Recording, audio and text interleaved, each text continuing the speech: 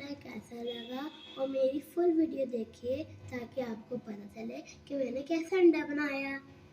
Hello guys, आज मैं अपने नाश्ते के लिए अंडा बनाऊंगी और मेरी मम्मा आग जला के देंगी। आग जल चुकी है और अब मैं इस पे फ्राई पैन रखूंगी और फिर मैं घी डालूंगी और वो भी गाय के दूध का।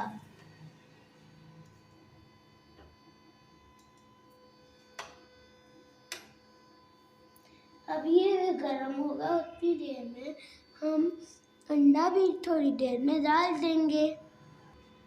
घी गर्म हो चुका है और अब हम इसमें अंडा डालेंगे।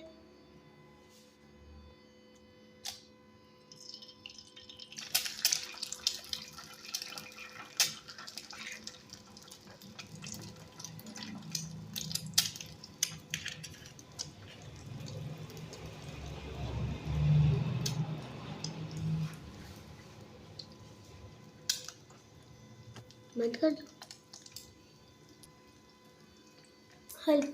ये हल्की आंच में चल रहा है और ये स्टार की शेप में अंडा बन रहा है। अब हम गरम घी ऊपर डाल देंगे अंडे के, ताकि ऊपर से भी वो पक जाए। अब अंडा बिल्कुल फ्राई हो चुका है और अब मैं इसको प्लेट में डालूंगी। मेरे नाश्ते का अंडा बिल्कुल तैयार है और ये बिल्कुल स्टार की तरह है। आपको ये अंडा कैसा लगा और कमेंट में लिखिएगा।